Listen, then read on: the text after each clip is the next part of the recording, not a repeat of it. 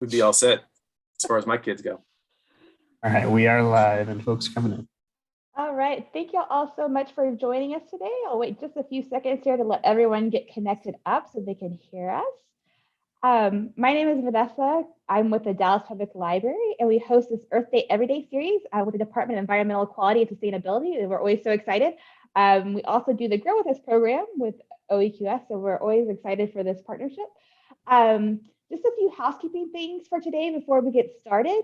You will be muted and your video will be turned off just to provide a better experience for everyone. But if you have any questions, feel free to put those in the chat, or if you have any comments, let us know and we'll get to those after the presentation.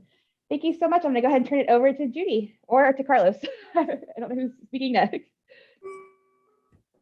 Should we go Judy or me?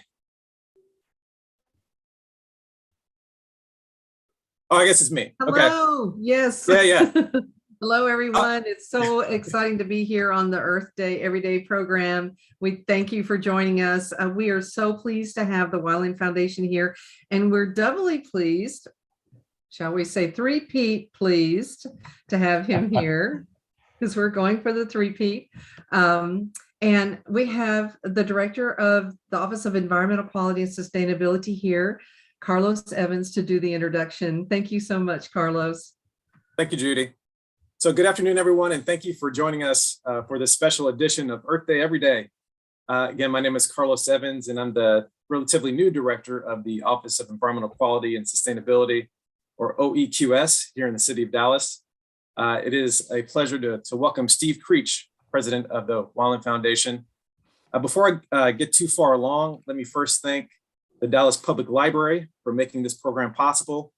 A special thanks goes to Jordan and Vanessa for being hosts today and for your continued partnership in bringing important environmental programs to Dallas residents. So let me also let me say we really appreciate these conversations because we get to learn about the great work that our partners like the Wildland Foundation are doing, and we learn how these partnerships advance the city's efforts to protect human health and the environment. As some of you may know, the city is currently implementing a number of initiatives, including the city's Comprehensive Environmental and Climate Action Plan, or called CCAP. The CCAP includes goals that are relevant to today's discussion, such as the city's goal to protect Dallas's water resources and its communities from flooding and drought. The city's focus on protecting and conserving water is one of the reasons why Mayor Johnson signed us up to participate in the annual Wildland National Mayor's Challenge for Water Conservation, and why we invited Steve to speak with us today. And Steve knows that we take this challenge very seriously. Not to brag, but the city has won the challenge 4 times, and most recently twice in a row. And we look forward to competing this year. Let me also say that as someone who is new to the city, I have enjoyed learning about marine life artist Wyland, who founded the Wildland Foundation. His immense murals are truly captivating.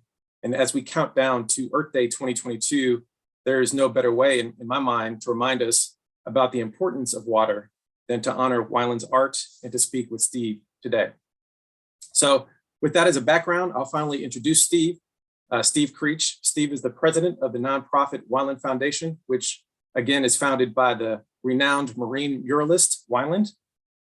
Over the last 20 years, Steve and Wyland have blazed a trail around the world, from massive art projects for the Beijing and Vancouver Olympics to groundbreaking grassroots projects in support of our nation's lakes, rivers, streams, and coasts. Steve is a former news reporter and co-author with Wyland on several books, including Hold Your Water, 68 Things You Need to Know to Keep Our Planet Blue.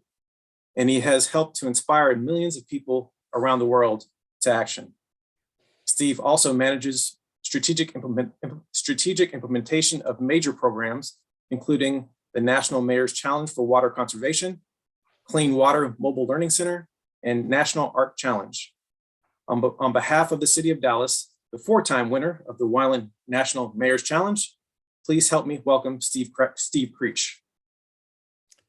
Thank you, Carlos. And Thank you, Judy, and thanks to the Dallas Public Library for having us here today to talk to residents of Dallas about the work of the Weiland Foundation. And it's a real pleasure to share a little bit about what we do and how we work with local cities, municipalities, residents, businesses, basically everybody under the sun, about our collective goal of protecting the health of our waterways and our coasts, because the Weiland Foundation sees that it's all connected, and it's connected in a really big way. And we're always excited to talk about that because we feel like it's a concept that's not necessarily totally understood by people.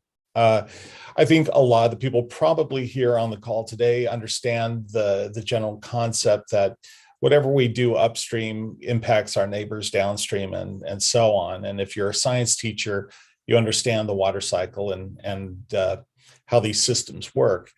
But when we're talking about how we govern ourselves and protect our cities and make them more resilient for the future, we really have to understand these concepts and how this all works together, from the resources that we consume, the food we eat, the food we grow, and how we use water for tourism and manufacturing. Essentially, and I'll quote Gina McCarthy, the former head of the US EPA, on this. There are two things that you need to live, and that's clean air and clean water. And without those two things, everything else is immaterial. So we can argue about politics and we can argue about economics, but we really can't argue about the importance of clean water and clean air. So that's what the Weiland Foundation is truly committed to. Many years ago, when the foundation was started by marine life artist Weiland, this was over 30 years ago, the focus of the foundation was the conservation of protecting our marine life, particularly great whales. And Weiland embarked on this amazing public arts campaign to paint these giant marine life murals all across the world, to show people these animals in their full scale. And this was done at a time before we had 3M super graphics that you could put on the sides of buildings and, promoting movies and Big Macs and everything else. Well, at that time, these had to be hand painted, and it was very challenging. But the idea was to draw those connections and bring people closer to our marine life and our marine resources. So from that, the foundation emerged and became very active in letting people know that, hey, we are not going to be able to protect our coasts and marine life if we can't really get a grip on what we're doing upstream. So with that being said, I'm going to start sharing a PowerPoint here with a look at what we do. So for those of you who are not familiar with Weiland or the foundation, here's an example of Weiland's work. These are painted everywhere around the world, in the United States, and 17 countries, in fact, and they're seen by over 1 billion people every year. But let's see here.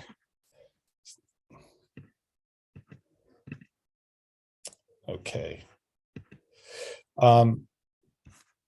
Now, water pollution, as we know, it starts at home, but it really doesn't end there. And the Weiland Foundation, one way to look at the work that we do is we take the approach that we can creatively engage with our communities. And before I get into that, I'll give you a couple of key points. I think that people may not quite grasp the impact of water pollution in our communities. Back in the 1970s, before the Clean Water Act and the EPA we were dealing with point pollution that was coming directly from sources, manufacturing and other areas. And it was very easy to identify and pinpoint where this water pollution was coming from. But as time has changed, as we've regulated more, we've also been dealing with issues of growing populations, and our population centers have swollen. Despite the fact that we have regulations, we have a much bigger issue of scale in our communities. And with that waste, we are still seeing issues with marine debris and land-based activities creating waste that's accumulating on its way downstream. In fact, the Mississippi River alone carries an estimated 1.5 million metric tons of nitrogen pollution into the Gulf of Mexico each year. And approximately 40% of America's lakes are right now considered too polluted for fishing, aquatic life, or swimming. And each year we have 1.2 trillion gallons of untreated sewage and stormwater and industrial waste that are dumped into US waters. And those are big numbers, but we're dealing with much bigger populations than we did in the 1970s. So our position at the Wyland Foundation is, what can we do creatively to inspire people, to get them empowered and feel that they can have an impact, that they can be agents of change, that they're not too small to be able to make a difference. And then also to help inform and educate people about the problems that we're dealing with. Because we feel like at the foundation that it's not enough just to be educated, nor is it enough just to be informed. You really have to have to be inspired. You really do need to have inspiration and information in order to take action. And it's that kind of action that we need at home, in our jobs, in our cities, that collectively can have a large impact on issues like runoff into the Mississippi River, and improving the health of our lakes, and also managing a finite supplies of water for our communities. As much as we like to think, our water supplies are limited, and our infrastructure has certain capacity. So conservation is never a bad thing. The practicing conservation does make us more resilient to droughts, and using water more efficiently, reducing our waste stream, all makes our communities more resilient and more sustainable. And the Wyland Foundation, in a way, to people, it's the Wyland Foundation is very multifaceted. We have a traveling clean water science center that we've served over 1 million kids with. It's a 1,000 square foot double expandable science center on wheels. It's all dedicated to water conservation and the science of water. Water is a shared resource. We have a 4D onboard movie theater that sits about 40 people at a time. Kids enter as a drop of water, and they go through the water cycle virtually, and they learn about watersheds and what they can do to reduce their impact on watersheds. We do beach cleanups, we do arts and public places projects, and of course, we have our National Mayor's Challenge for Water Conservation that Carlos alluded to. And yes, Dallas has won it 4 times in a row. So great job for Dallas. And that's really about the inspiration side of things. Our studies have shown that our civic leaders have a tremendous impact on influencing pro-environmental behaviors. I think a lot of people may be surprised to hear that. It does not come from the national level. It comes from a very, very local level. And it's built around doing the right thing for your community, the right thing for your neighbors, and also with that eye towards the future and leaving a legacy for our kids.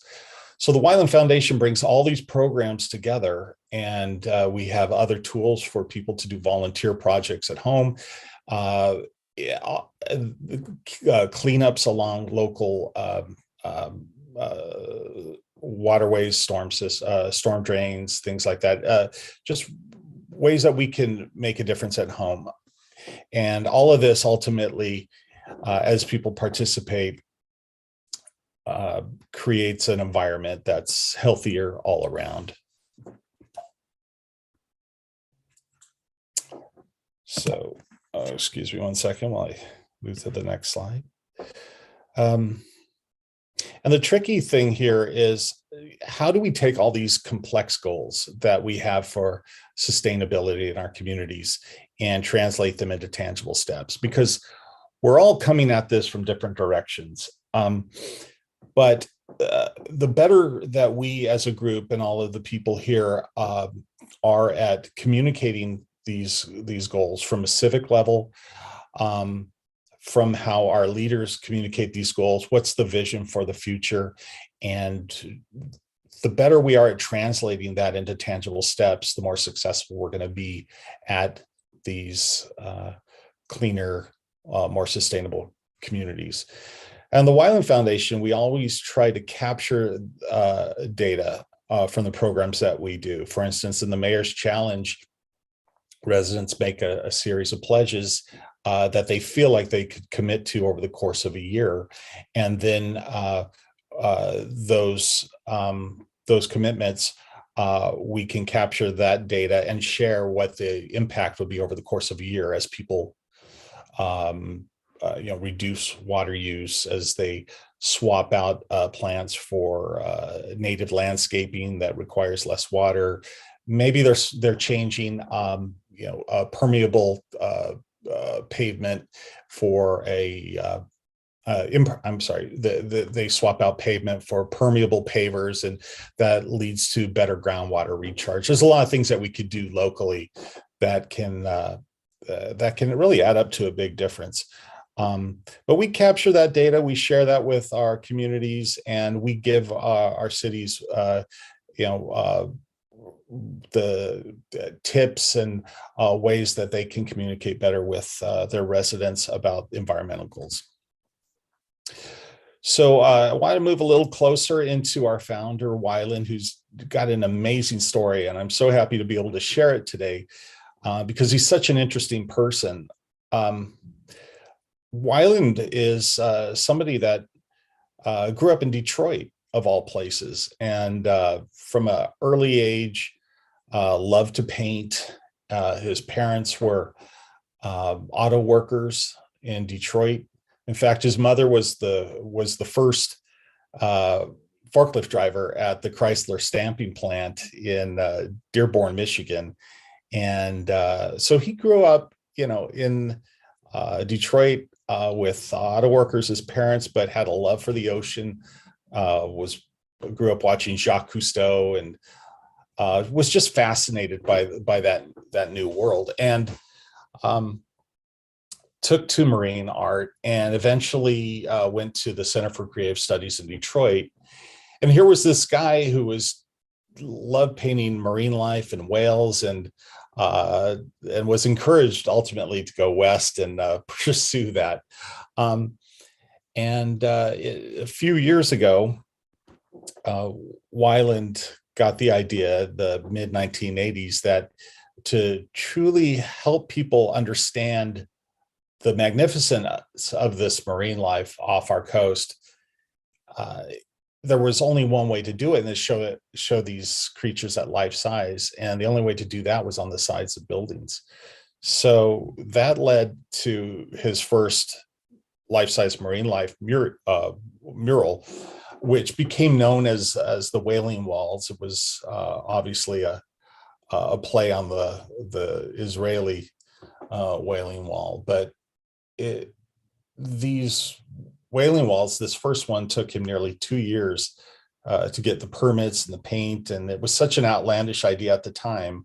And in hindsight, this may seem commonplace because we see murals of all sorts now, but back in 1981, when Wyland began painting these, it was very unusual, and it would stop traffic as people would see these life-size gray whales emerging on the side of a building in downtown Laguna Beach. But coincidentally, at that time, that was the first time that scientists were really understanding the impacts of a potential warming trend that could raise sea levels. And this was predicted to create some significant changes that could affect marine life. So it's very interesting that Wyland started this initiative for these marine life murals at that time. But it was 1981, and he made a commitment to do 100 of these around the world, and they would all be donations to the cities. He would raise the money for the projects, for all the equipment and the paints, and paint them himself. And we would work with cities such as Dallas, Detroit, New York City, Los Angeles, and we would work with the city leaders and then paint these murals on the sides of skyscrapers, sports arenas, airports, you name it. Eventually this was part of a new reemergence, a renaissance for the environmental movement. It had taken off with great fanfare in the 1970s, and I think things slowed down a little bit in the 80s. And at that time, there was real concern about the future of some of those marine animals. I think many of us are probably surprised today that we can see a blue whale in the wild, because in the late 1980s, the trends were that these animals were not going to be around much longer. They were suffering from impacts to their habitats, ship strikes, food stocks. But people like Wyland and Dr. Sylvia Earle, the great marine biologist, and others were really committed to raising the public consciousness about our environment, and not just saving these animals, but taking a broader look at our environment itself. And this was one of Wyland's biggest murals, and this is called Planet Ocean in the city of Long Beach on the Long Beach Sports Arena. And this mural took over a month to paint. It's 3 acres in size. And a few years later, after the Long Beach Grand Prix, we painted the world, planet Earth, on the roof. You really have to see it to believe it. But this was in the Guinness Book of World Records as the largest painting ever done by one person. And I think that talks a lot about Wyland's goals and his ambition, that really nothing is impossible. And I think for a lot of us, when you look at sustainability, it can really seem to be a daunting challenge. How can we galvanize people and motivate them and help encourage them to take action? Well, we know it can be done. It can be done. It just starts at a community level, and it goes from there. And everybody in our community is needed to create that kind of change. Our leaders, our businesses, residents, schools, every kind of organization you can imagine.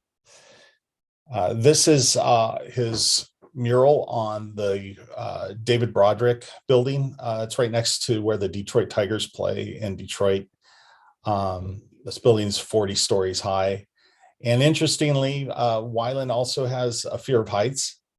So it's a strange profession to choose if you have a fear of heights, but that's his level of commitment, and overcoming those sorts of things are part of what he does and what our foundation does.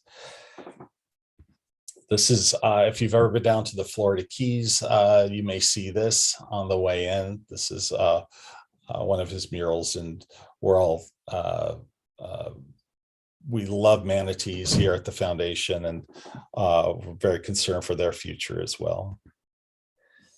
One of our biggest projects, and Carlos talked about this, was we've done art projects for various Olympic Games. In 2008, we painted a mile-long series of murals for the Olympic Games in Beijing and Chaoyang Park, which is where they were holding the volleyball games. But we worked with embassies from around the world and kids from around the world, and created this amazing series of murals celebrating waters and around the world. And ultimately, after we did this project, we were invited by the White House Council on Environmental Quality to bring it to the U.S. National Mall. So we installed it, and it spanned all the way from the Washington Monument to the Capitol. And it was part of the opening festivities for the new Smithsonian Sand Ocean Hall. And here, what you're seeing was the next mural that we did. And this was a recreation of an earlier version of this mural, and it was done for the Vancouver 2010 Olympics. But very beautiful. And you can see in the bottom right of this, the worker leaning over the the scaffolding there. In fact, I never noticed that before. But Wyland's very, very big on making an impression, and we do these things in such a big way. Here is a part of a series of life-size sculptures that he's doing around the world.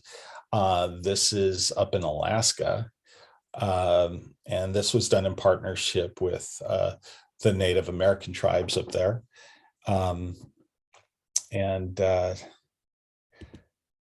That brings us to now.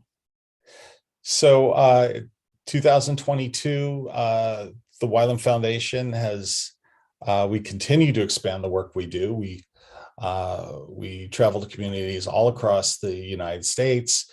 Our Mayor's Challenge is, we've had over 1,000 mayors take part in the program. Last 2 years, residents have made over 760,000 pledges to reduce their water use, which, when you think about this, the impacts of conserving water can lead to so many benefits. Just the reduction of the energy needed to pump that water cuts our CO2 emissions by 11 billion pounds. Again, those are the type of correlations that people may not always be familiar with. That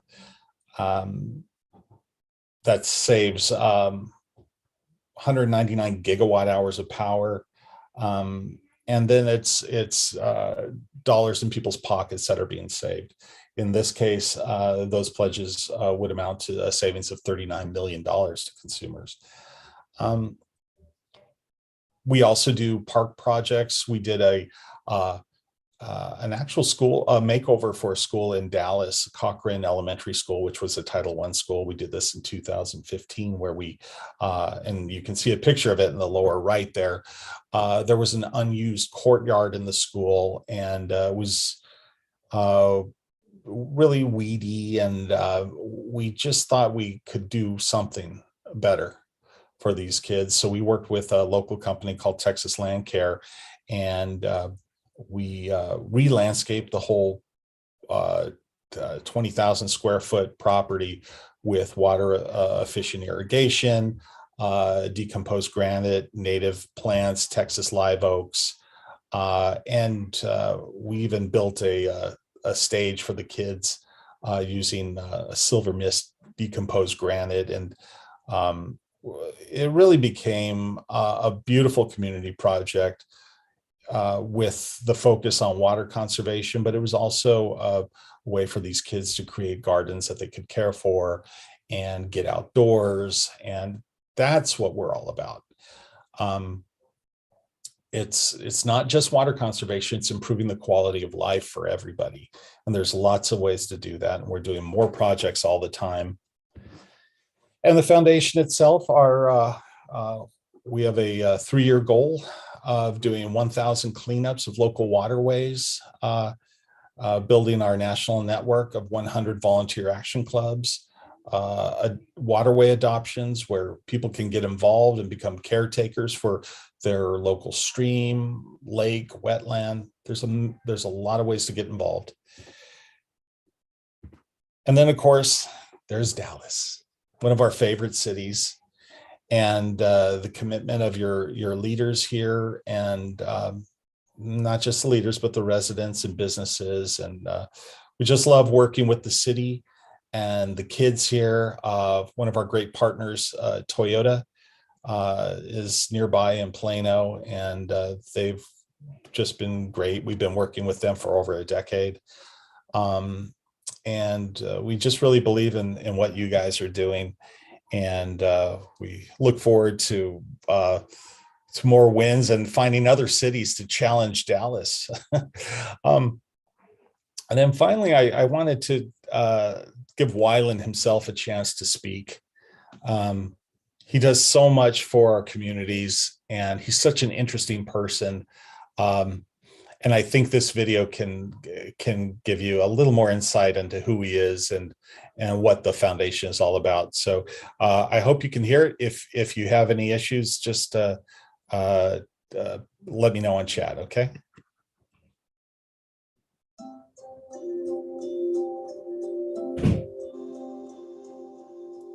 You can't protect one piece of water without protecting all of it, the entire water planet, because everything's connected.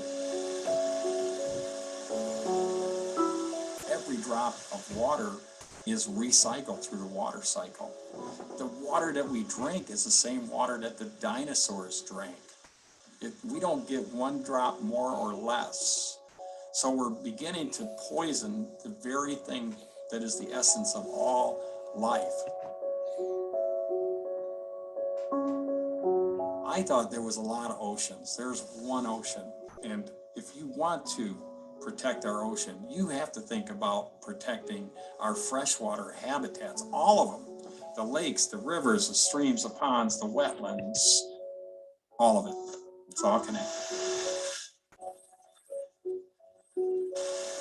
I believe water is the most important issue of our day, of this century.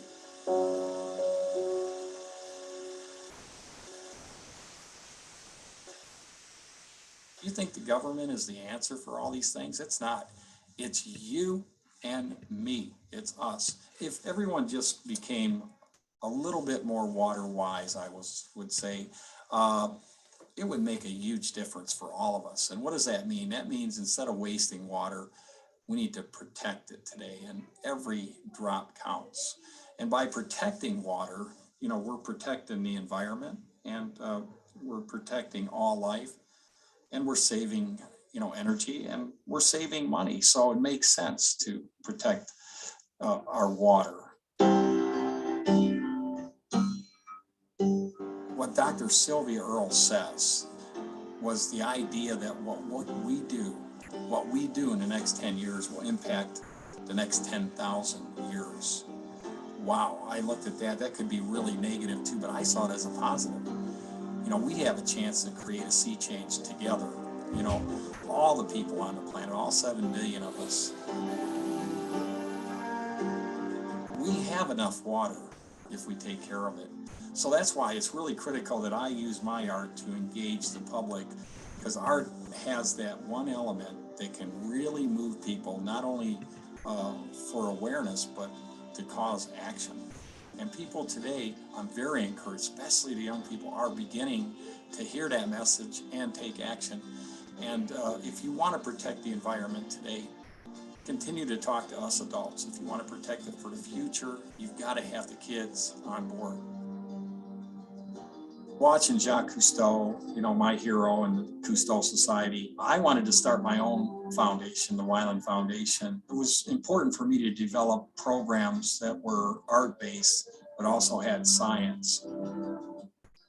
one of the cool things we did early on is we created a mobile learning experience. So this truck travels all around the US, inviting kids to come and experience the idea that they're part of the ecosystem, part of the watershed, and the things they do are either going to ensure a healthy planet or diminish it. So those are the seeds of education and inspiration that we plant deep in the minds, hearts, and souls of our youth. And now I'm beginning to see those investments bear fruit. Kids are becoming marine biologists. They're part of different conservation groups. They're starting their own groups. They're not going to stand by and watch us destroy our planet. They're going to be ambassadors for the planet. And eventually they're going to inherit all these challenges, but they're up for it. These kids are smart, and some of them are better artists than me, so I may be out of a job after this. I hope they remember that I tried to support them, you know, when they were coming up. Please remember me.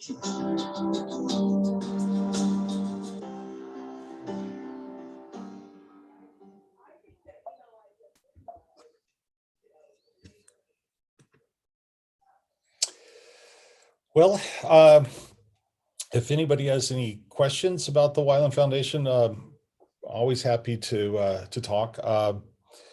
I can put my email in the chat if anybody wants to follow up. But yeah, I appreciate the opportunity, Judy, Carlos, everybody here at the Dallas Public Library.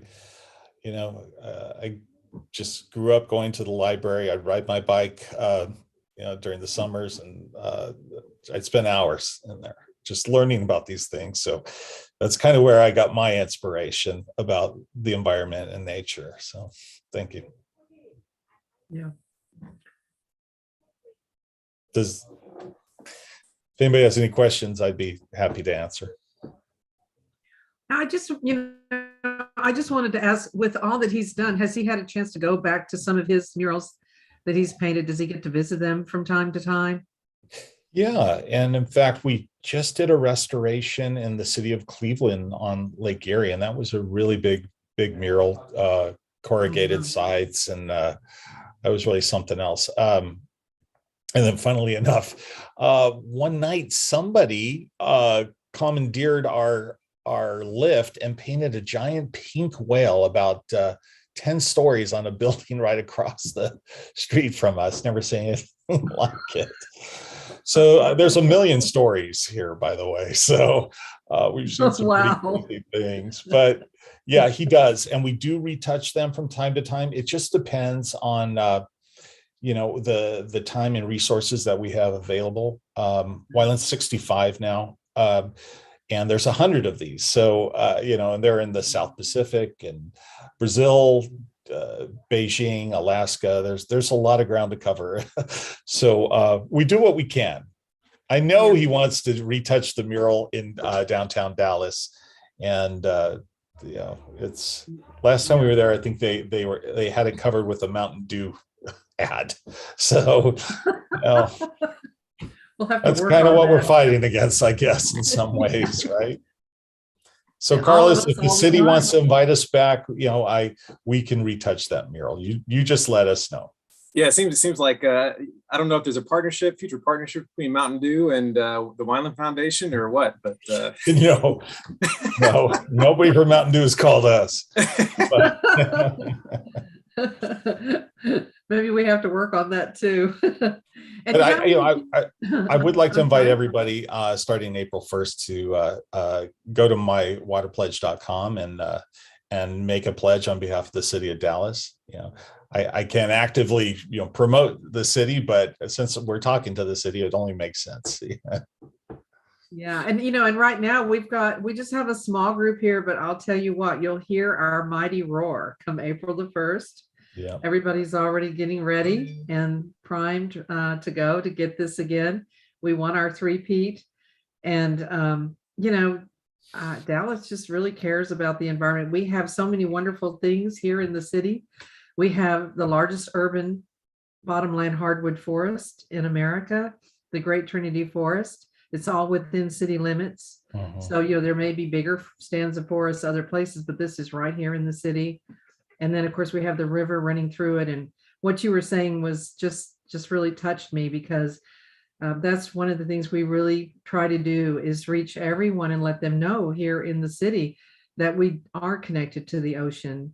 It seems odd, but we are, and the Trinity River is what connects us. Yes. So, yeah, and that fresh water that comes through here, trying to keep it pollution free is just critical. Yeah, and I also like what you said about, that water conservation equals what quality of life, and of course that's so very true. Yeah. Yeah. And well, most of us also have stories with our parents or friends or people that we've spent time on the water with, whether it's boating or fishing or hiking or just appreciating it. And that's a legacy that's been handed down to us, from the people that came before us, and we want to be able to pass that along. Now, did you say the first murals he did all himself, right? But he now has people that help him. Is that right? Or does he still pretty much do it himself? He's still pretty much a one-man show. Really? We have people that help sometimes with some of the heavy lifting, but you'll see him up there and he'll be painting for 12 hours a day, and sometimes having to switch hands, and it's really something to see. If you never actually seen him do something like that, it truly is amazing to watch these whales emerge out of a gray wall. It's just gorgeous. Yeah. Yeah. Well, See, go ahead. I was going to say I see some of the questions related to schools. I don't know if the Wildland Foundation has had opportunities to, engage schools, school systems, work with kids. It looks like from your presentation you do. So I don't know if you want to. We do. You can go to wildlandfoundation.org, and teachers can look at all the opportunities. We do a lot for kids. We have virtual after school art programs that we can do. That's with accredited art teachers, and it's done through Zooms and using multiple cameras, and great program. We do tour occasionally with the Clean Water Center, and if there's enough interest in Dallas with enough schools, we could mount a tour and come out for a month or so. We're doing a 16 school tour in the next couple of months here in Southern California, but we've gone to farming communities, in El Centro in California, West Virginia, Detroit, you name it. But we love getting out there at least once a year. So if there's enough interest, we would love to come. And we just did a rebuild in that theater, which I think is really going to just be mind-blowing for kids. What we've installed, 12 75-inch 4K screens, and it's all interactive, and you really feel like you're in an underwater vehicle. And of course, the Mayor's Challenge, and we've got prizes for schools that participate in it. We classroom supplies, we do art scholarships.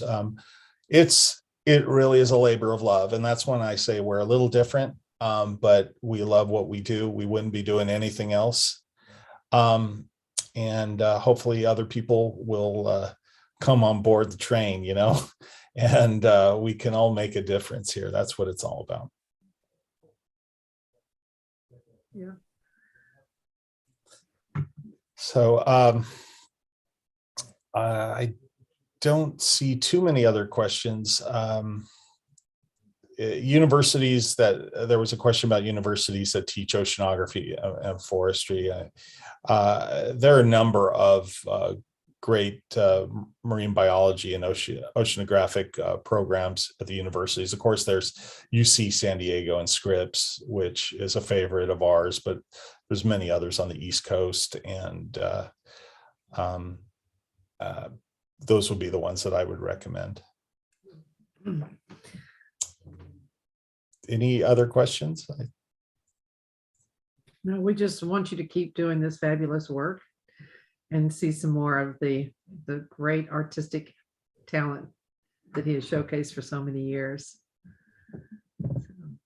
Well, thank you, everybody, and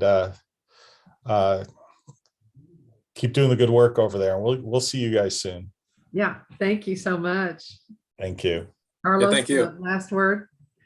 No, thank you so much. I mean, I think we've learned a lot, about the foundation and how we can get involved. So, folks who are on, join the challenge and do what you can to, conserve water and just protect the environment in general. I appreciate everyone who's participating on the call. Thank you. And thank you, Steve. Thank you. Thank you, everyone. Thank you so much. And I dropped a link for, speaking of water saving. So our next Grow With Us on Monday will be all about how to save water with sprinklers.